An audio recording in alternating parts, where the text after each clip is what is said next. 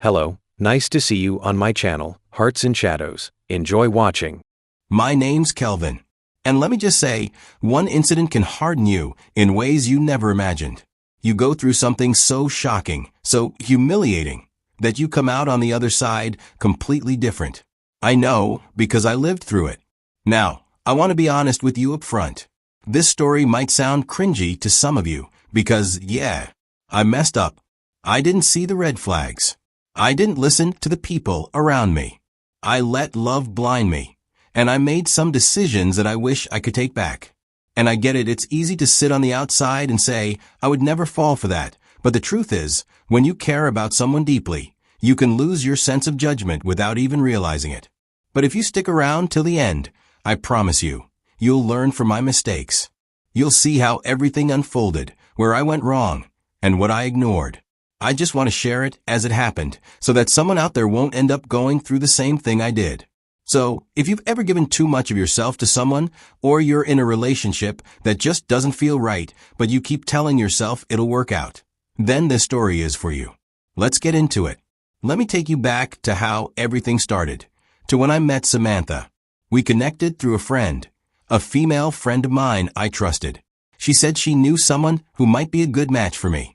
That was Samantha. I remember our first meeting like it was yesterday. It was awkward. I kept overthinking everything I said, and Samantha seemed polite but distant. There were weird silences, and the conversation felt forced at times. But despite that, something about her pulled me in. Whatever it was, I felt it. We didn't click right away, but with time, things got better. We started texting, meeting up for lunch, and hanging out on weekends. Slowly, the tension between us faded. I began to feel like this could work. Looking back now, I realize I was the one pushing things forward. I was the one showing more interest. But I justified it by telling myself, she just doesn't know me yet. When she does, the love will balance out. I truly believe that. I thought love just needed time. But I was wrong. I was always the one texting first. Always the one planning the dates. Always the one adjusting my schedule to fit hers. Even when I noticed this imbalance, I ignored it. I told myself, that's what love is. You give. But the truth is, I was giving too much, too soon, without checking if she was giving anything back. After about 6 months of getting to know each other, we made it official. We were now a couple. And from the outside, everything looked perfect. People around us would say we were relationship goals. We took cute pictures, shared funny videos, traveled together, and posted those matching outfits. I supported her dreams. I treated this lady like an egg. I gave her everything I could. My time, my energy, my attention, my money, my loyalty. One of my close friends pulled me aside one day and said, "Bro, you're doing way too much. You're carrying this relationship on your head. She's not doing half of what you're doing." But I brushed it off. I told him, it doesn't matter. What matters is that we love each other. I even said something that still haunts me to this day. I told him, love isn't a scoreboard. Looking back now, I wish I had listened to that friend. I really do. Because sometimes love is a scoreboard, not in the petty sense, but in the real sense. If only one person is scoring and the other is just watching, then it's not a relationship. It's a performance. And I was the only one performing. After 2 years of being with Samantha, I was more sure of my feelings than ever. 2 years together, a lot of ups and downs, and despite the warnings from some of my friends, I was still convinced that I was in the right relationship. This was the woman I wanted to spend the rest of my life with. So, I started making plans for the proposal. I wanted it to be special. I wanted it to be private, just a few close friends and family who knew what we had been through. I partnered with her cousin to plan it all out. We talked about the details, the location, everything. I thought this moment would be perfect, something we could look back on for the rest of our lives. This was supposed to be the beginning of something incredible, a clear statement of my commitment. And I truly believed she would feel the same way. So, the day came and I was more nervous than I had ever been in my life. I mean, it's a huge moment, right? I was scared, but there was this certainty in me. I thought I knew what love looked like. I thought I knew what it felt like. This was my way of showing her that I was all in, that I was ready for whatever came next. As I knelt down, I could feel the weight of the moment. I thought she'd be over the moon. I thought the look on her face would be one of joy, maybe even tears. That's how it was supposed to go in my head, anyway.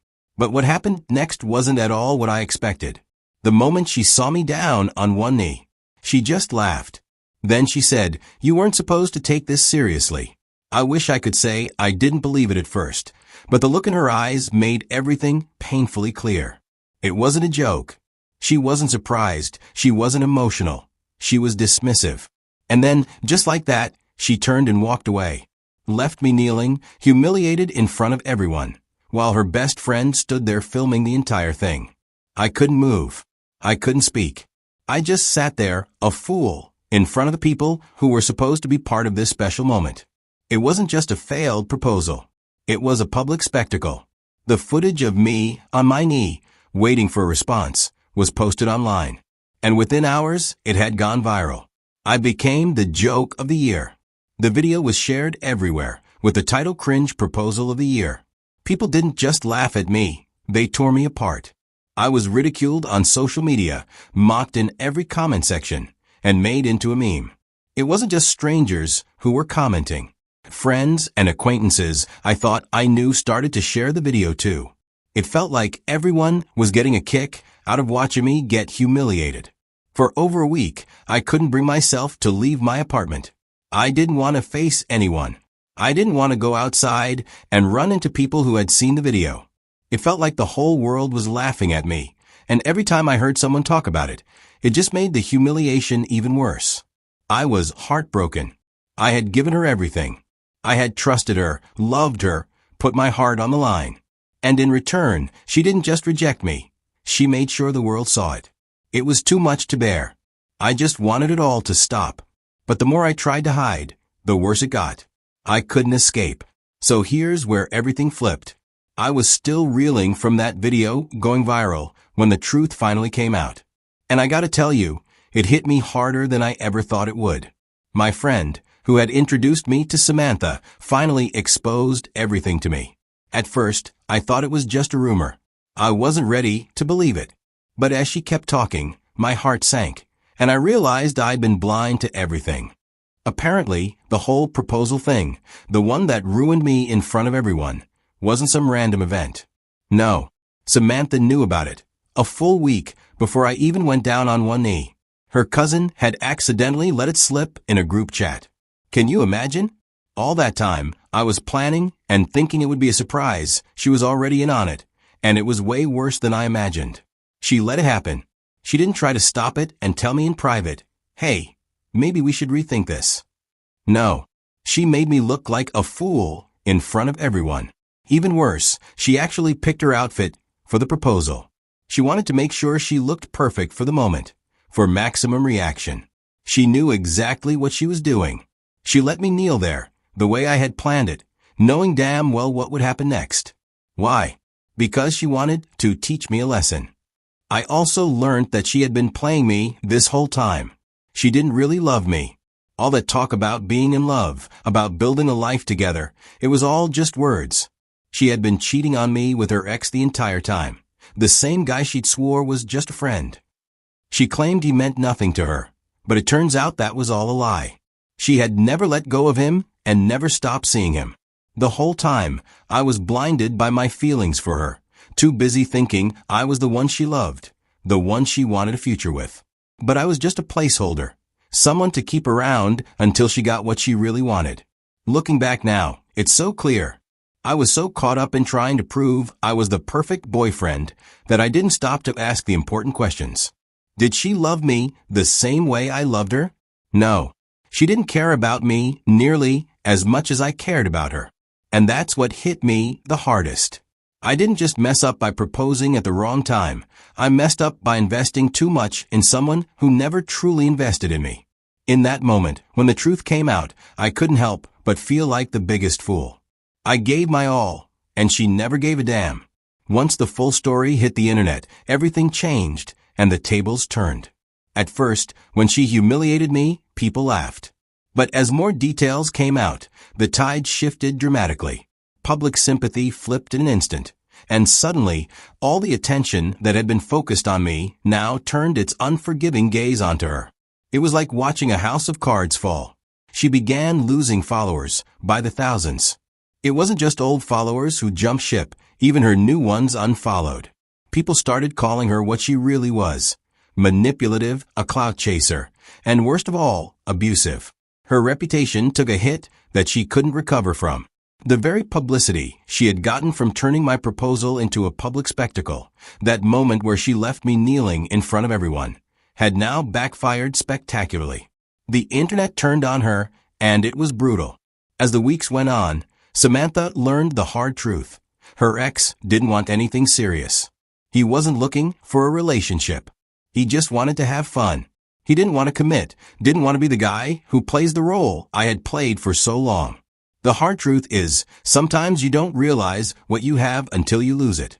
After the truth came out, it felt like the fog had lifted. For the first time in months, I could breathe. The public apology I never got from Samantha came in the form of thousands of strangers, finally realizing I wasn't some desperate clown chasing a woman out of my league. I was just a guy who loved the wrong person too much. But even with the sympathy, I still had to live with the pieces of a life I had built around someone who never intended to stay. Picking myself back up was slow, quiet, and honestly really painful. I started focusing on things I had put aside. I took care of myself, physically, mentally, and emotionally. And yeah, after the truth went viral and Samantha got exposed, a few ladies started popping up in my DMs. Some wanted to check in on me. Others were a bit more direct. A few even said things like, "I would never treat you like that," or "You deserve someone who sees your worth." But I wasn't interested. I just couldn't bring myself to go down that road again. Love was the last thing on my mind. My heart wasn't ready, and honestly, neither was my head. I was more focused on getting my life back, piece by piece, without anyone else's hands involved this time. Then came the twist I honestly should have seen coming. One morning, I woke up to a missed call from Samantha. I stared at it for a second, then swiped it away. I went on with my day like nothing had happened. But she didn't stop there. Later that day, she texted me. All it said was, "Please talk with me." I didn't reply. A few hours passed, and more messages came in. "I made a mistake. You didn't deserve that. I still love you." I read them all in silence. I laughed because the nerve she had was unbelievable. After everything, she really thought I'd still be the same guy waiting with a ring. I blocked her number. Even now, as I think back, I realize I enabled a lot of her behavior. I kept making excuses for things that didn't add up. Even now, she still tries to reach me using different numbers. "Let's talk. I miss you." One more chance. But there's nothing left to revive. Whatever we had, or whatever I thought we had, is gone. Completely. And honestly, I'm done with her. Not out of spite, but because I finally respect myself enough to walk away. For good. If you're still watching, thank you. I know this wasn't the easiest story to sit through. It wasn't easy to live, either. But I want to leave you with something. These are hard-earned truths that I had to learn the painful way. You can call me anything you want, a fool, a simp, a slow learner. I've heard it all before. Maybe I was all of those things. But if you can take anything from what I went through, then it wasn't all for nothing. It can stop someone else from going down the same road. So listen up, or better yet, send this video to someone who needs to hear it. First lesson, don't ignore emotional imbalance. If you ever feel like you're the only one showing up, the only one giving, while the other person just receives and barely gives back, that's not love. That's imbalance. I kept telling myself that she would catch up, that the love would balance out eventually. It never did. I was pouring water into a basket and convincing myself it would someday fill up. That's not how real love works. It's supposed to go both ways. If you're the only one trying, stop. That's not love. That's slow self-destruction. Second, listen to your friends when they see red flags. Not everyone in your life is a hater. Some people genuinely care. I had a friend point out how much more I was doing for Samantha than she was doing for me. But I brushed it off. I told myself, They just don't get it. She's just not expressive like that. But the truth is, they saw what I didn't want to admit. They weren't trying to ruin my relationship. They were trying to save me from exactly what happened. Sometimes, your friends can see clearly when your heart is too involved for you to think straight. Don't ignore the people who care about you. The third lesson, blind love is dangerous. It sounds sweet when people say, I love blindly, but trust me, blind love is just another word for losing yourself. I gave too much. I excused too much. I tolerated things I should have walked away from. And in the end, I got burned. Love without boundaries isn't love. It's emotional suicide. Fourth, never build your life around someone who won't even make space for you in theirs. I planned my life around Samantha. My future, my money, my time, everything was pointing toward her. But she couldn't even give me basic respect. She saw me kneeling with a ring and chose to laugh. She couldn't make space for me, not even for a moment of decency. Don't ever sacrifice your peace or plans for someone who wouldn't blink before stepping on you. Finally, you teach people how to treat you by what you tolerate. That's the hardest pill I had to swallow. The signs were always there. I just kept making excuses. What I didn't realize was that every time I let it slide, I was teaching her that I would always take it, that I would always stay, no matter what she did. And she ran with that idea. So set your limits. Speak up when something doesn't feel right. And if they keep crossing the line, then it's time to draw one they can't cross anymore.